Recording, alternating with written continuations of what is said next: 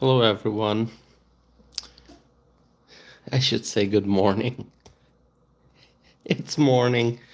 It's 12:34 a.m. here in the Central Time Zone.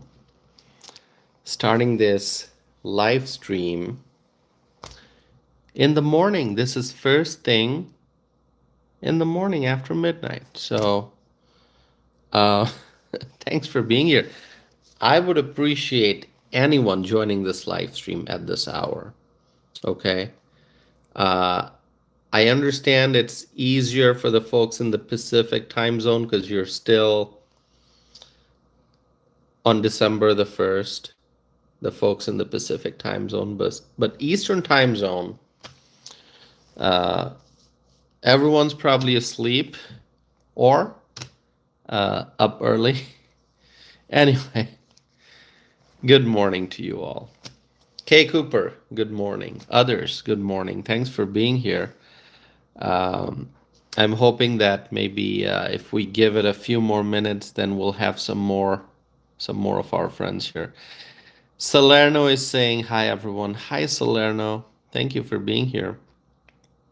All right. My friends, I think we may be close. We may be close to having peace between Ukraine and Russia.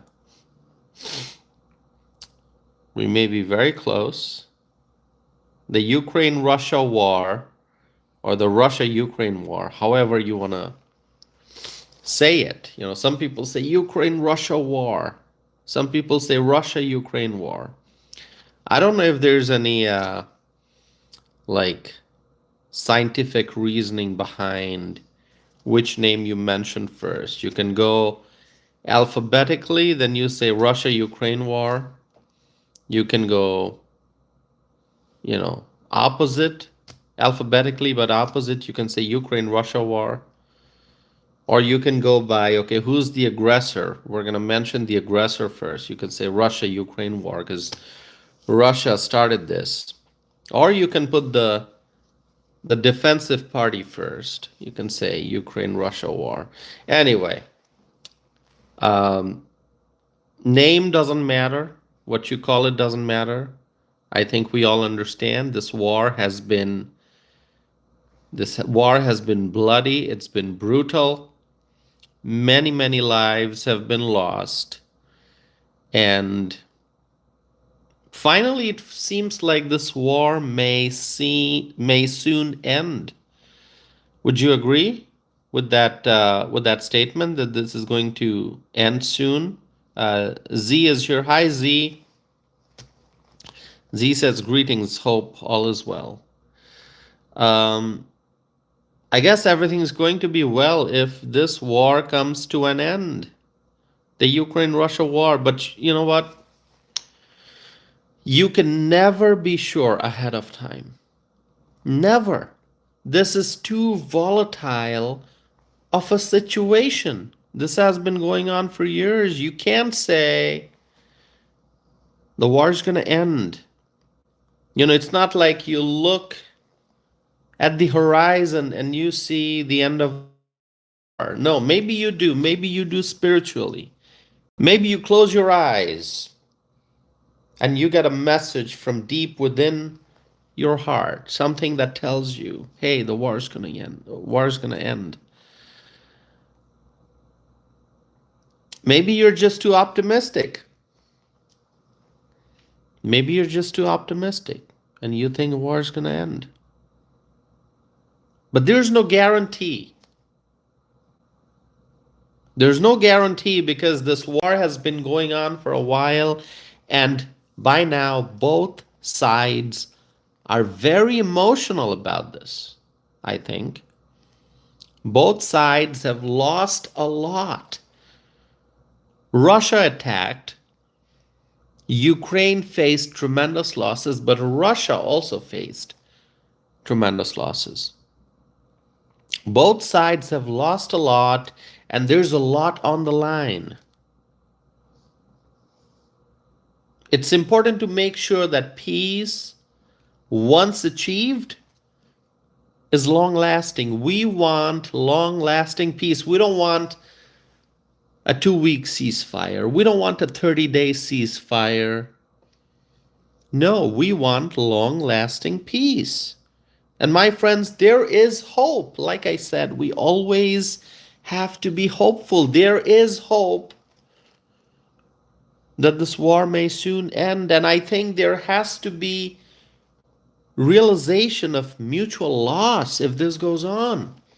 Both sides will have to realize that the longer this war goes on, the more losses will be for both sides.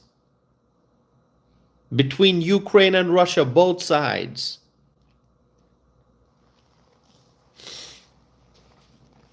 The question has to be, at what cost? If any side wants to continue with the war, the question has to be, at what cost?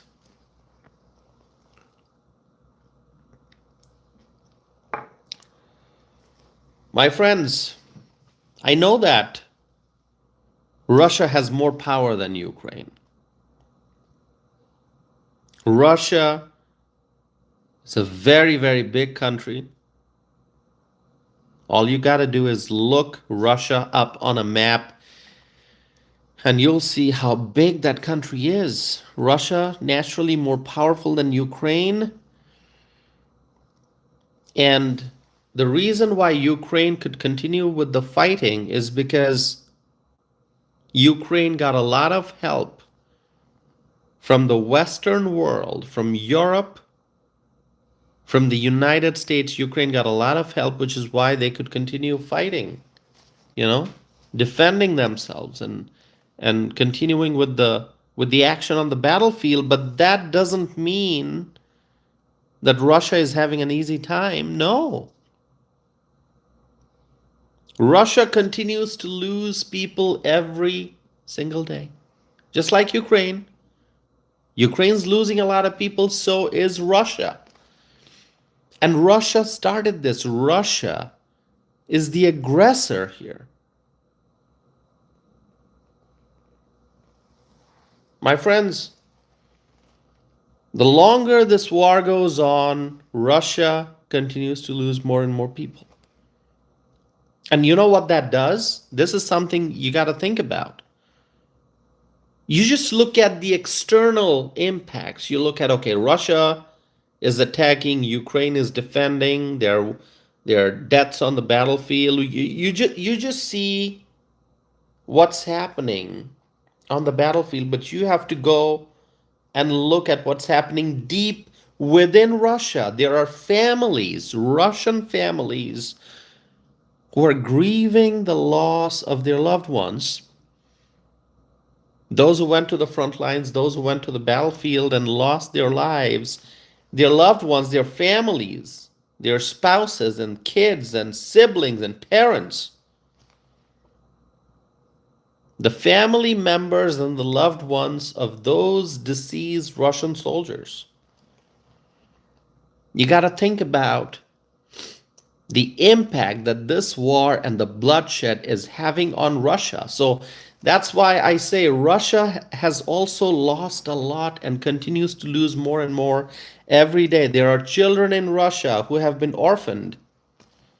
There are parents in Russia who have lost their children in this war. There are people who have lost their siblings in this war. So there are many Russian families who are grieving, and they're not happy with this conflict. They are not happy with this conflict. This war has done to their lives. And so this has got to be very personal for so many people in Russia. And the longer this goes on, the more anger there will be in Russia. Anger against Vladimir Putin, because he started this. So there are many Russians who do not like Vladimir Putin because Vladimir Putin started this war, and as a result of that, there are many Russian soldiers who died.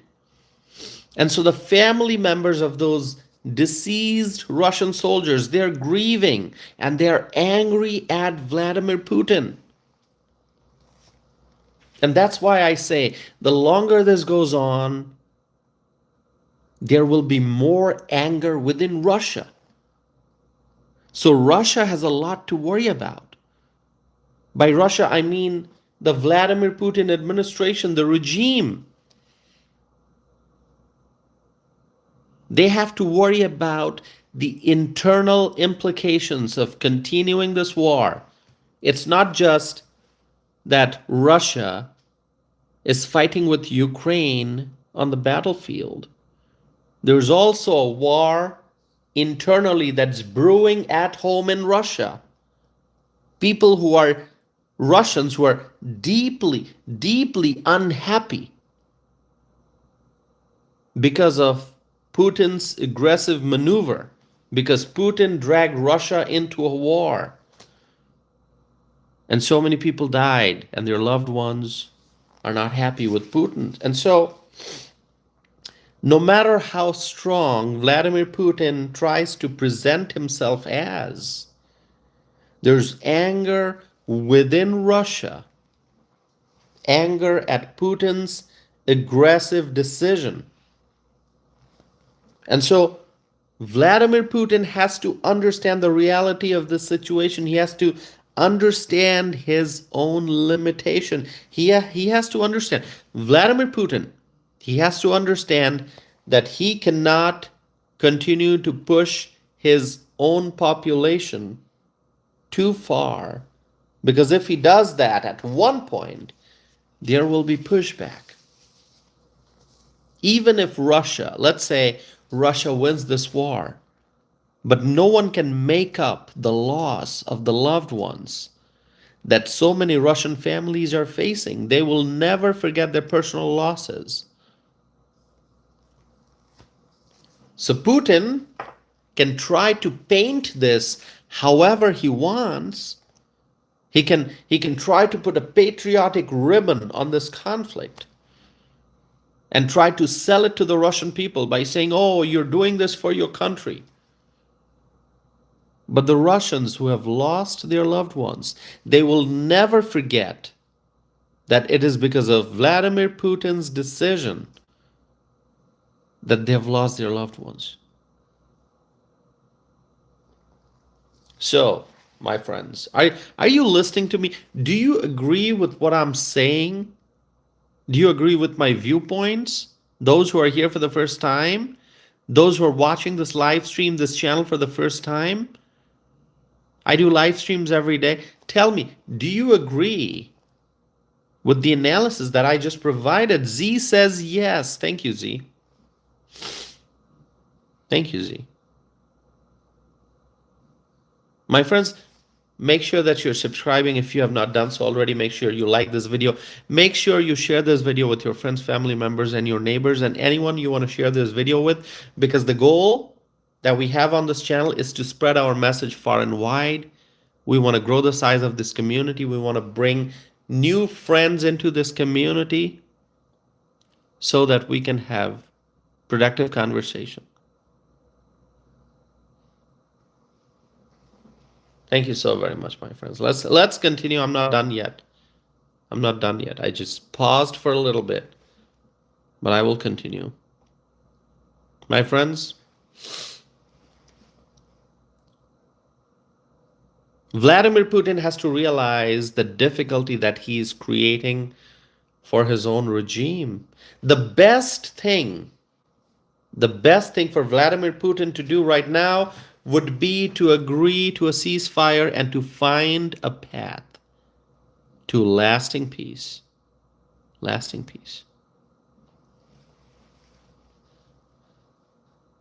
But I'm afraid that even if there's a ceasefire, there's going to be tremendous anger on both sides because of the losses on both sides. Losses in Ukraine, losses in Russia, loss of lives, loss of property.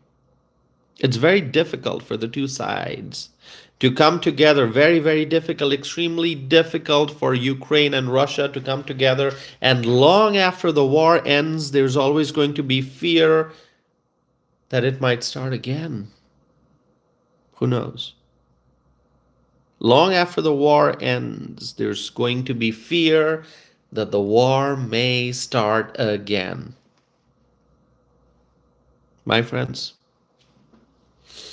we have to be optimistic. Let us think positive. I know it's very easy to look at the negative. It's very easy to assume that once there's a ceasefire, the ceasefire is not going to hold and that war will start again. It's very easy to go down that pessimistic route, but we're not going to do that. We are going to be optimistic. We believe in peace. We believe that peace will be achieved. There are many people working on achieving peace. There are many forces that are trying to make sure that these two countries, Ukraine and Russia, come to a peace agreement. My friends, let's be optimistic. That's what we can do. So, Steve Witkoff, a man who needs no introduction, Steve Witkoff of the Trump administration, he is traveling to Moscow for peace talks. The report says that Steve Witkoff will travel to Moscow on Monday, but we're already into Tuesday now. Monday's gone. Monday's over. So I don't know what the status is. I don't know if Mr. Witkoff has already reached Moscow or not. Maybe he's on the way. On Sunday, it was reported that Mr. Witkoff and Secretary Rubio and Mr. Jared Kushner met with Ukrainian negotiators. I think that meeting took place in the United States. Reportedly, it was a productive meeting, so that's good. And now, Mr. Witkoff heading to Moscow for peace talks. But anyway, then I saw something else in the news. I saw a report that says that the Russians have taken control of 2 Ukrainian cities. Evelyn's here. Hi, Evelyn. Good to see you. By the way, my friends, let's see who the new friends are. If you are new here, if you're here for the first time, maybe second time, maybe third time, if you have not introduced yourself, make sure you do that right now. Right now, my friends, introduce yourself. Introduce yourself. Tell me what city, what state you're from. Tell me your name.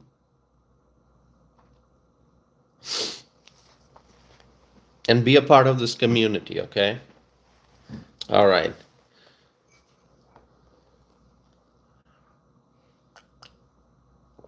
Okay. Evelyn's here. Evelyn, always great to see you. That's our friend EHR.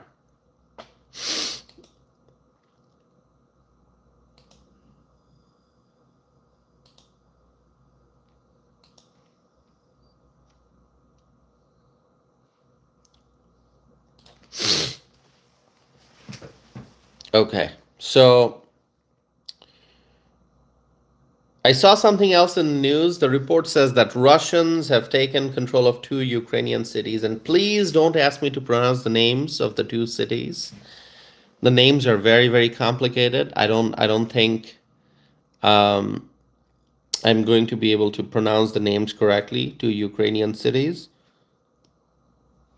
But the 2 cities are in the eastern part of Ukraine. And so Vladimir Putin made this claim, and I'm not sure what it means for the negotiations. I don't think it helps the negotiations.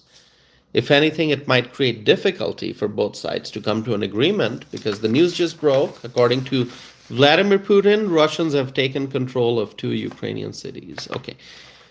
Perhaps Vladimir Putin is trying to send a message that he has the upper hand, but it could also lead to Ukraine becoming more aggressive and wishing to continue to fight Russia. I don't know what's going to happen. I don't know what the impact of this claim is going to be. So you can share with me your thoughts if you like. There's another version, though. Another version. Ukraine reportedly has denied these claims. And so the Ukrainian version is that Vladimir Putin is making false claims about capturing Ukrainian cities. Okay, so it's hard to know who to trust. What version would you believe? Would you believe that Russians have taken control of 2 Ukrainian cities, or would you believe the Ukrainian version, which is that Putin is making false claims? I don't know. It's up to you. It's up to you.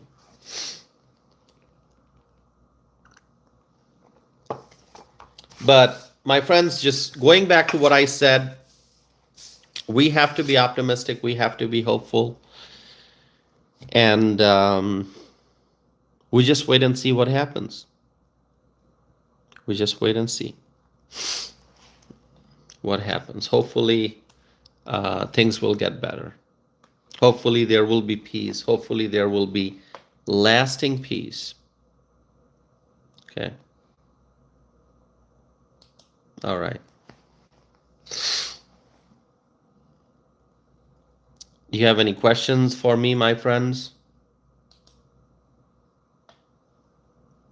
Any questions for me? Let me know in the live chat. All right, my friends, 21 minutes into the live stream. I'm gonna wrap this up because it's 12:56 a.m. All right, I'm gonna wrap this up. I have busy morning, so I'm not gonna make this live stream longer than it is, longer than half hour. No, not tonight, or I should say not this morning. But make sure that you're staying connected with me because I'm going to be back again very soon with more videos and more live streams, all right? Okay, my friends, thank you so very much. I did post my website address and my email address. So if you have any questions, you want to send me a message, an email, please do that, all right? Please do that. Okay, my friends, thank you so very much. I have full confidence in Donald Trump and in the Trump administration, and I think they are going to help end the Ukraine-Russia war. The Trump administration will help end the Ukraine-Russia war. I think so. Let's wait and see what happens. All right, my friends, may God bless you all. May God bless President Donald J. Trump. May God bless the Trump administration. May God bless the Republicans in Washington. May God bless the United States of America. May God bless our U.S. allies, and may God bless freedom-loving people all over the world. Thank you, my friends. I'm hoping for peace. I'm praying for peace. Peace between Ukraine and Russia, and peace all over the world. Thank you so very much. Remember, my friends, together we will make America great again, greater than ever before. Thank you so very much. Have a wonderful morning, or should I say good night? Have a good night. Have a wonderful morning. I'm going to be back again very soon. Thank you, my friends.